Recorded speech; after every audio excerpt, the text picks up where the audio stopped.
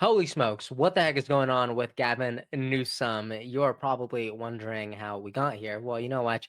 Politics is getting really, really weird. Gavin Newsom is out here stretching like a ballerina, wants the whole world to see his business. The White House is doubling down on Somalis in Minnesota. Elizabeth Warren, a senator of Massachusetts, is screaming into the void, begging people not to buy Starbucks, while President Biden doesn't know what the heck is going on, and so much more on today's episode of the Adam C. Renner Show. So please like, subscribe, turn on the bell, and let's dive into all this news together. First up with Gavin Newsom, outrage online sparked when he was seen sitting down in the most uncomfortable position known to man. The New York Post says that this pose is testicle crushing, which I believe most men would agree with. I mean, look at this. Look at this guy. What the heck is going on here? It is super, super weird. But I do have some respect for Gavin Newsom here because instead of ignoring it like most politicians would and just, seething into it, Gavin understands that this is the game that he needs to play, which I respect. So he shares this from his Governor Newsom press office account on X. He says, democracy requires flexibility.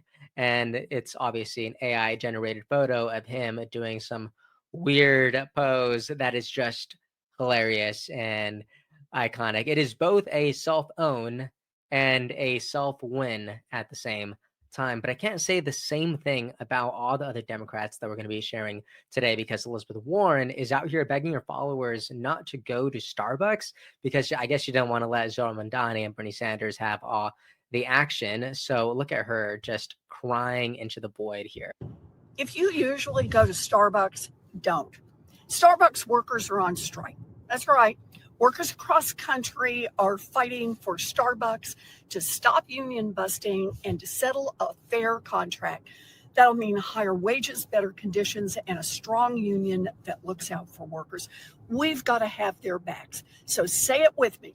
No contract, no coffee. Yeah, while this is mildly entertaining, it completely ignores the fact that Starbucks has already agreed to pay $35 million in a settlement to workers. So you tell me if Elizabeth Warren is just losing her marbles and this is purely performative, or if you're also foregoing the lattes and you're joining the fight with the senators Bernie Sanders and Elizabeth Warren and Mayor-elect Zoe Mandani of New York City. Now I want us to jump to President Biden, who usually doesn't make any headlines, right? People kind of forget about him most of the days because he's out here just enjoying retirement on his Delaware beach. But just today, he verbally collapsed on stage with a statement that almost was completely incoherent. Check this out. We just have to get up.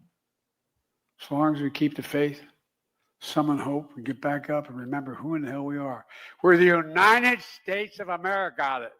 That's who we are. We're the U.S. And there's nothing.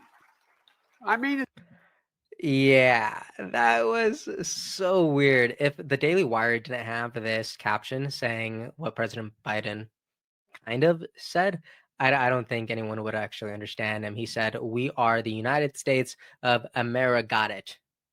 What the heck? I wish I had a view of the audience, because I just know that whenever President Biden said this, everyone was looking at each other saying, what the heck was that? Yet people like Governor Newsom want you to think that President Biden has a better cognitive state than President Trump. Give me a break. Now I want to steer the ship towards something a bit more serious. We have Stephen Miller once again sounding the alarm from the White House in regard to the Somalis in Minnesota. Check this out. Based on what we have found so far, we believe that the Somali fraud operation in Minnesota is the single greatest theft of taxpayer dollars through welfare fraud in American history.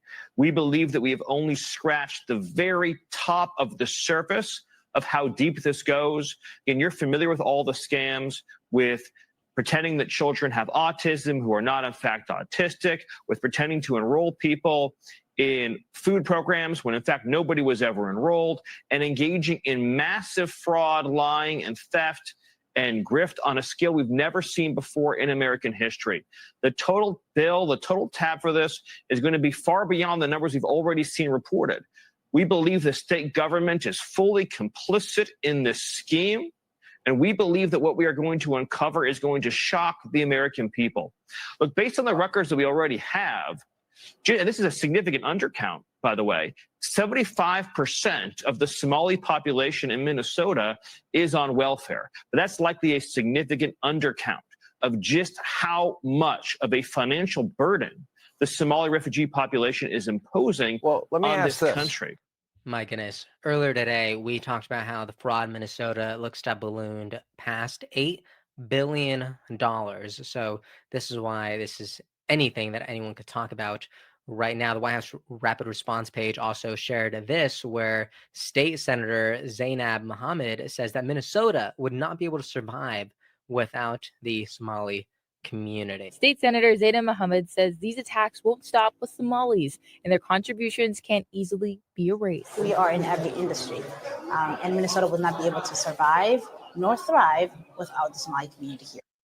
So tell me if I'm crazy here, but this feels a bit threatening, right? Like you wouldn't be able to survive without us. How'd Minnesota do it before 1990? And then things got a little bit worse on a line because this video dropped. Minneapolis Mayor Jacob Frey sits down to eat Somali food and instantly regrets every decision he has ever made in his life. This is him just eating some food that it is a Somali dish, and look at his facial expressions. It is stunning.